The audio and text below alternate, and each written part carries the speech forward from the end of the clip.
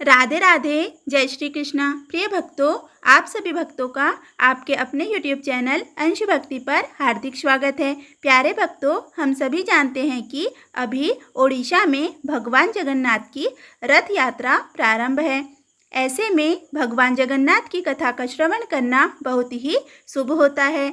वैसे तो हम मंदिर जाते हैं, लेकिन अगर भगवान ही मंदिर से बाहर चले जाए तो लेकिन भगवान मंदिर से बाहर क्यों जाएंगे। जी हाँ, यही तो है राज की बात। इतिहास में एक समय ऐसा आया था जब हमारे प्यारे जगन्नाथ जी मंदिर छोड़कर किसी के पीछे चले गए थे। लेकिन ऐसा उन्होंने क्यों किया, क्या आप जानना चाहते हैं? तो चलिए जगन्नाथ जी की एक और मनोहर कथा का श्रवण करते हैं। पुरुषोत्तम क्षेत्र जगन्नाथपुरी धाम में सूर्य देव समुद्र में प्रवेश कर चुके थे। मुख्य मंदिर के पुजारीगण भगवान जगन्नाथ, बलभद्र और सुभद्रा जी का श्रृंगार और सेवा करके अपने अपने घर लौट रहे थे। पुरी के मार्ग पर भक्तों की भीड़ धीरे धीरे कम हो रही थी और ऐसे समय में अचानक जगन्नाथ जी के कानों में कुछ मधुर ध्वनि सुनाई दी और उसे सुनते ही तुरंत जगन्नाथ जी उठे और सीधे मंदिर के बाहर निकल गए। ऐसा लग रहा था मानो वह मधुर और मन ध्वनि तरंगे जगन्नाथ जी को अपनी ओर आकर्षित कर रही थी। जिस प्रकार सुदामा का नाम सुनकर भगवान श्री कृष्ण खुले पैर ही बिना मुकुट और बिना श्रृंगार के द्वारिका के मार्ग पर दौड़ने लगे थे, उसी प्रकार जगन्नाथ जी से भी ऐसा क्या सुना, इस प्रकार के मंदिर से बाहर निकल पड़े।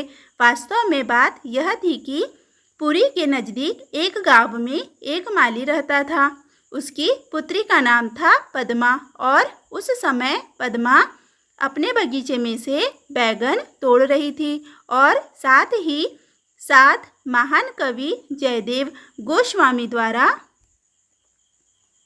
रचित श्री गीत गोविंद भी गा रही थी। उसकी आवाज़ से जो भक्ति रस और शुद्धता टपक रही थी, उसी ने जगन्नाथ जी को मंदिर छोड़ने के लिए मजबूर कर दिया। पद्मा इतने सुंदर और मधुर स्वरों में गीत गोविंद गा रही थी कि स्वयं भगवान जगन्नाथ गीत गोविंद को सुनने के लिए गीत गोविंद को सुनने के लिए पद्मा के पीछे पीछे आ गए। अब वह तो अपने ध्यान में कार्य कर रही थी। वहाँ तो कांटे भी थे और कंकर भी थे, लेकिन जगन्नाथ जी गीत गोविंद को सुनने में इतने व्यस्त हो गए कि उन्हें यह भी पता नहीं चला कि उनके वस्त्र झाड़ी और कांटों में फंसकर फट चुके थे। उनके कुर्ते का ऊपरी हिस्सा कांटों से हटकर वहीं उद्यान में गिर गया। उनके पैरों से भी कुछ पत्थर और कांटे लग गए, लेकिन हमारे जगन्नाथ जी को तो होश ही कहाँ था, वे तो मग्न थे इस बालिका के मुख से गीत गोविंद सुनने में। कुछ समय बाद पद्मा अपना कार्य पूरा करके वहाँ से चली गई और गीत गोविंद खत्म हो गया। लेकिन फिर हमारे भोले भाले गोविंद संपूर्ण रूप से संतुष्ट होकर वापस अपने मंदिर में आ गए। अब दूसरे दिन सुबह उठकर देखा तो पुजारी जी के होश उड़ गए। अरे यह क्या, जगन्नाथ जी के सारे वस्त्र फटे हुए क्यों हैं?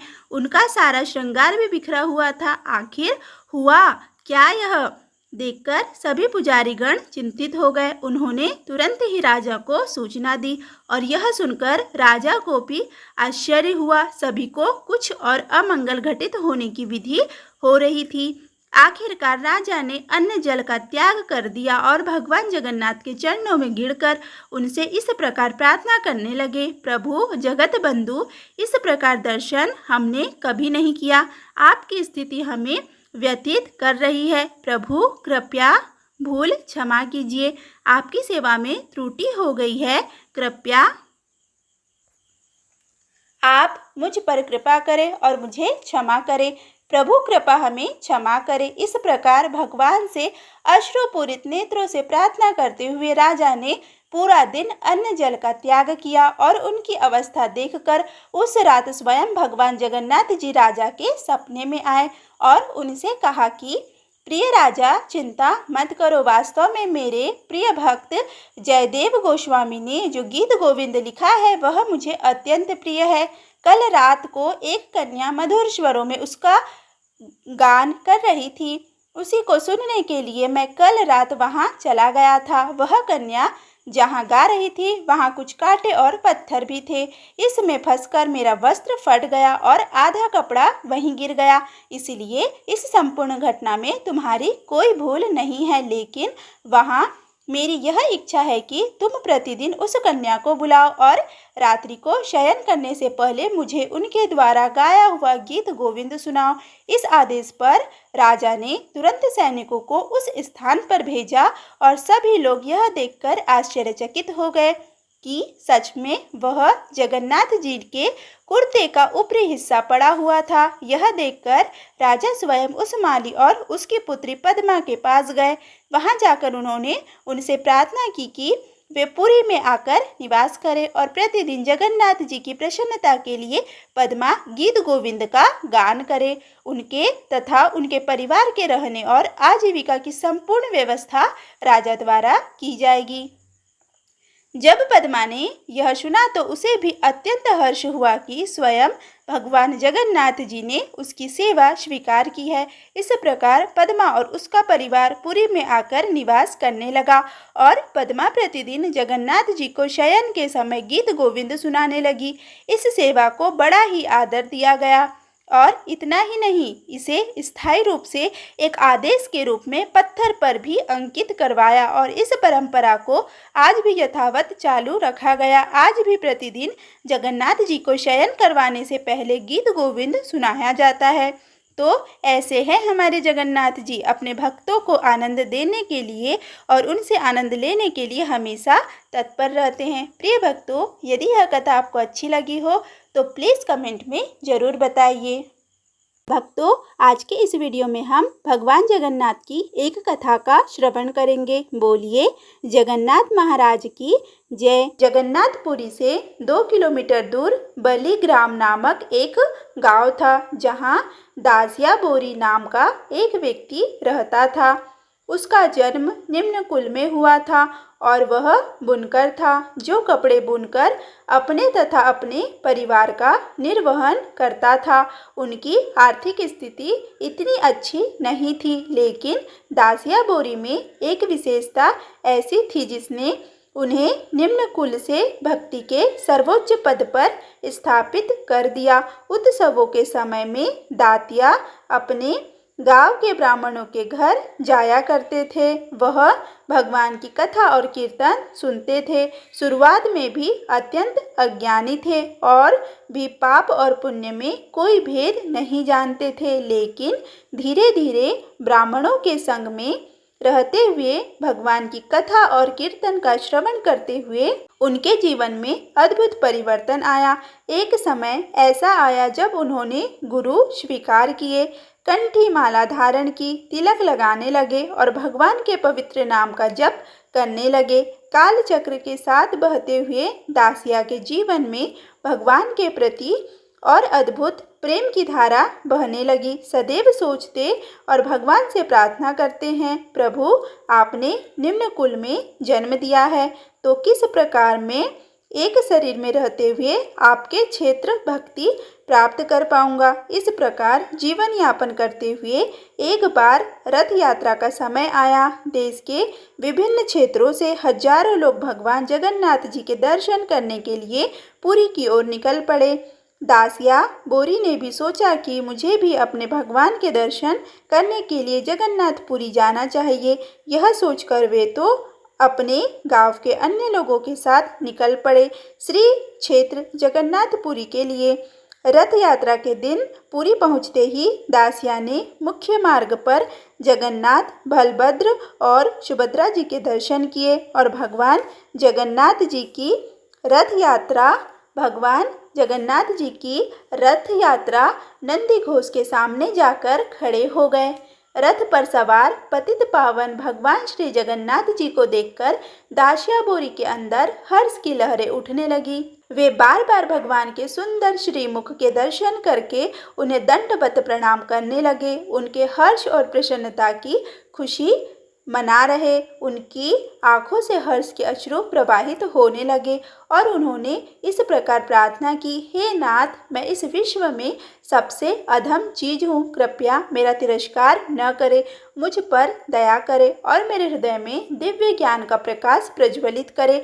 आप तो पतित पावन के नाम से जाने जाते हैं, हे भगवान मेरा उद्धार करे। इस प्रकार भगवान जगन्नाथ जी को अपने गदगद वाणी से प्रार्थना करके अनेक बार उन्हें दंडवत प्रणाम करके वापस अपने गांव आ गए। घर आने के बाद उनकी पत्नी ने उन्हें भोजन ग्रहण करने के लिए बुलाया। उनकी पत्नी ने मिट्टी की लाल रंग की कटोरी में दाल से बने हुए सफ़ेद चावल रखे और उसके ऊपर काले रंग की पकाई हुई पालक की सब्जी दासिया को खाने के लिए दी। जैसे ही दासिया बोरी ने इस लाल कटोरी के बीच सफ़ेद चावल और उसके ऊपर काले रंग की पालक देखी तो उन्हें उसी क्षण भगवान जगन्नाथ जी के सुंदर नेत्रों का स्मरण हो गया। उन्होंने अपनी पत्नी से कहा, अरे यह तो मेरे प्रभु के कमल नयन के समान है, मैं इसे कैसे खा सकता हूँ। यह बोलकर उनके शरीर में कंपन होने लगा, उनकी आंखों से आंसू प्रवाहित होने लगे और दिव्य भाव के लक्षण प्रकट करते हुए नृत्य करने लगे। जब उनकी पत्नी ने यह देखा तो वह घबरा गई। उन्होंने अपने गांव के कुछ वरिष्ठ लोगों को बुलाया और स्थिति के विषय में पूछा। गांव वालों ने आकर दासिया से पूछा, अरे दासिया, तुम इस प्रकार उछल क्यों रहे हो और यह भोजन क्यों नहीं खा रहे हो। तो दासिया ने उत्तर देते हुए कहा, यह भोजन बिल्कुल मेरे प्रभु के कमल नेत्र के समान दिख रहा है, मैं इसे कैसे खा सकता हूँ। यह बोलकर फिर से दासिया दिव्य आवेश में आकर भगवान श्री जगन्नाथ जी का नाम पुकारते हुए नृत्य करने लगे। जब गांव वालों ने यह सुना तो दासिया की भगवान के प्रति भक्ति को देखकर आश्चर्यचकित हो गए। उन्होंने दासिया की पत्नी को कहा कि यह चावल और पालक को अलग अलग करके दासिया को दे। जब उन्होंने ऐसा किया तो दासिया ने प्रसन्नतापूर्वक उस प्रसाद को ग्रहण कर लिया। उसी दिन से दासिया के मन में भगवान के प्रति भक्ति लहरें और गहरी होती गई। वह अत्यंत शांत, प्रसन्न और संतुष्ट हो गए। एक दिन रात्रि के समय दासिया भगवान श्री जगन्नाथ जी के चरण कमलों के ऊपर ध्यान केंद्रित करते हुए सोने जा रहे थे और उन्होंने भगवान से प्रार्थना की, हे परम दयालु भगवान, क्या आप मेरे पर कभी ऐसी कृपा करेंगे कि मैं आपके चतुर्भुज स्वरूप के दर्शन कर पाऊँ। जैसे ही उनके मन में यह भाव आया उसी क्षण भगवान जगन्नाथ जी अपने मंदिर से बाहर निकलकर दासिया के समक्ष प्रकट हो गए। जी भरकर भगवान जगन्नाथ जी के सुंदर स्वरूप के दर्शन किए और प्रार्थना करते हुए कहा, हे प्रभु, आपके स्वरूप की मैंने रथ पर दर्शन किए थे, वहीं आप मेरे सामने साक्षात दर्शन दे रहे हैं। स्वयं ब्रह्मा और देवी देवता भी सदैव आपके चरण कमल पर ध्यान करते हैं, लेकिन आपके दर्शन प्राप्त नहीं कर पाते। लेकिन मैं एक निम्न कुल में जन्मा अज्ञानी हूँ, फिर भी आप मेरी कुटिया में पधारे हैं। आप सच में परम कृपालु है।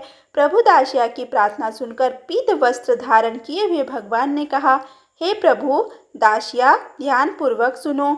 जो कोई भी व्यक्ति मेरी प्रेम और श्रद्धा पूर्वक भक्ति करता है उसके प्रति मैं आकर्षित होता हूँ। तुम्हारी भक्ति ही मेरे लिए सर्वस्व है। मैं तुमसे अत्यंत प्रसन्न हूँ। मांगो, तुम्हें जो भी वर चाहिए मुझसे मांग सकते हो। भगवान की दिव्य वाणी सुनकर गदगद वाणी में दासिया ने कहा, हे प्रभु, मुझे यह वरदान दीजिए कि मैं सदैव आपका स्मरण कर सकूं। मुझे आशीर्वाद दीजिए कि मैं सदैव आपके भक्तों की सेवा कर सकूं और जब भी ध्यान करूं तो मुझे आपके दर्शन प्राप्त हो सके। दासिया की निष्ठापूर्ण भक्ति को देखकर भगवान ने कहा, तुम धन्य हो दासिया, तुम धन्य हो। जब भी तुम जगन्नाथपुरी आओगे तो मेरे मंदिर के ऊपर नील चक्र के सामने दिखोगे, तो उस स्थान पर मैं तुम्हें दर्शन दूंगा और जो भी मुझे तुम अर्पण करोगे मैं उसको स्वीकार कर लूँगा। यह कहकर भगवान वहाँ से अंतर्ध्यान हो गए। जितना प्रेम भगवान जगन्नाथ के भक्त उन्हें करते हैं